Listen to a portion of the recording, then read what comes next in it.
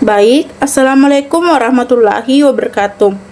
Perkenalkan, nama saya Rina Hamriani dengan NIM 240405501041 dari kelas BKH 3C Universitas Negeri Makassar. Nah, di sini saya akan menjelaskan tentang pendidikan inklusif, yang dimana pendidikan inklusif adalah pendidikan yang memberikan kesempatan kepada semua anak, termasuk anak berkebutuhan khusus, untuk belajar di sekolah reguler tanpa adanya diskriminasi.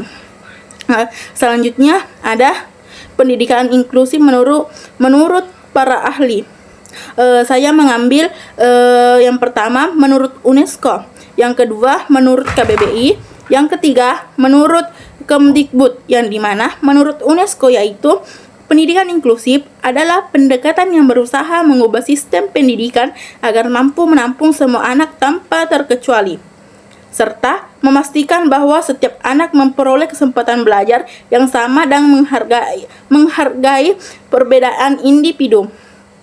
Yang kedua, menurut KBBI, yang dimana pendidikan inklusif merupakan sistem pendidikan yang memberi kesempatan kepada semua peserta didik, termasuk anak berkebutuhan khusus, untuk belajar bersama di sekolah umum. Yang terakhir atau yang ketiga, menurut Kementerian Pendidikan dan Kemdikbud, pendidikan inklusi adalah penyelenggaraan pendidikan yang memberikan layanan kepada semua peserta didik, termasuk yang memiliki kelainan atau potensi kecerdasan dan bakat istimewa, agar dapat belajar bersama secara bermakna dan setara. Selanjutnya ada bentuk penyelenggaraan pendidikan, yang dimana pendidikan inklusif dilaksanakan di sekolah reguler dengan dukungan guru, pendamping khusus atau GPK, modifikasi kurikulum serta strategi pembelajaran yang disesuaikan dengan kebutuhan setiap anak. Sekolah menciptakan suasana belajar yang ramah, terbuka, dan menghargai kebersamaan. Selanjutnya ada kebijakan internasional, yang setiap anak memiliki hak atas pendidikan di sekolah reguler yang menyesuaikan diri dengan kebutuhan mereka. Pernyataan ini menjadi dasar kuat pelaksanaan pendidikan inklusif di seluruh dunia. Selanjutnya ada kebijakan nasional. Di Indonesia, kebijakan pendidikan inklusif diatur dalam Permendiknas nomor 70 tahun 2009 tentang pendidikan inklusif bagi peserta didik yang memiliki kelainan dan atau potensi kecerdasan dan bakat yang istimewa. Kebijakan ini menegaskan bahwa semua anak di sekolah harus terbuka dan siap menerima anak berkebutuhan khusus. Selanjutnya ada ragam disabilitas.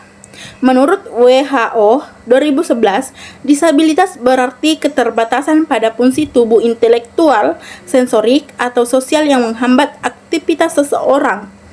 Ragam disabilitas meliputi hambatan fisik, mental, intelektual, sensorik, atau penglihatan dan pendengaran, emosional, serta gangguan perkembangan. Pendidikan inklusif berupaya agar semua ragam disabilitas mendapat kesempatan yang sama dalam belajar.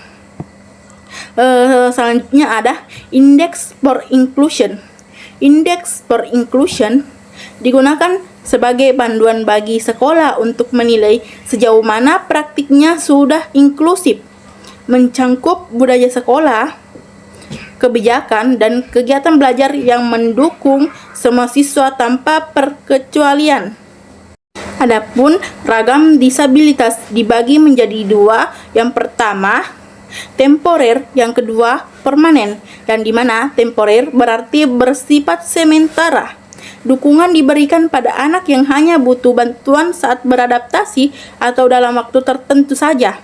Misalnya, anak dalam kesulitan belajar ringan yang mampu mendapat bantuan bisa belajar mandiri kembali.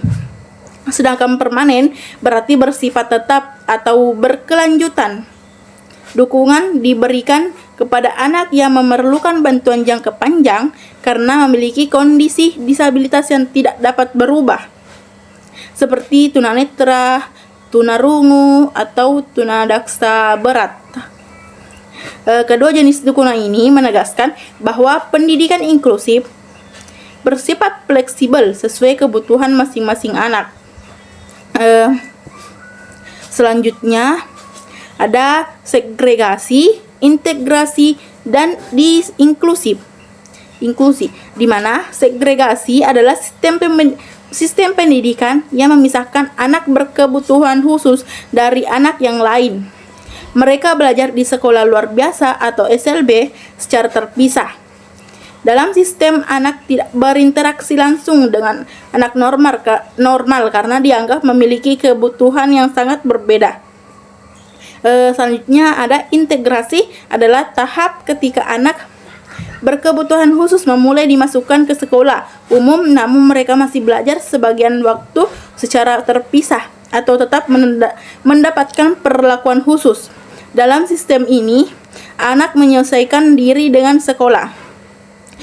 Selanjutnya yang terakhir itu inklusi. Inklusi adalah bentuk tertinggi di mana semua anak belajar bersama dalam satu lingkungan tanpa diskriminasi. Sekolah menyesuaikan pembelajaran agar setiap anak, baik dengan atau tanpa disabilitas, bisa ikut berpartisipasi secara aktif. Mungkin itu saja dari saya. Mohon maaf atas apabila ada kekurangan. Wabillahi taufiq wal hidayah. Wassalamualaikum warahmatullahi wabarakatuh.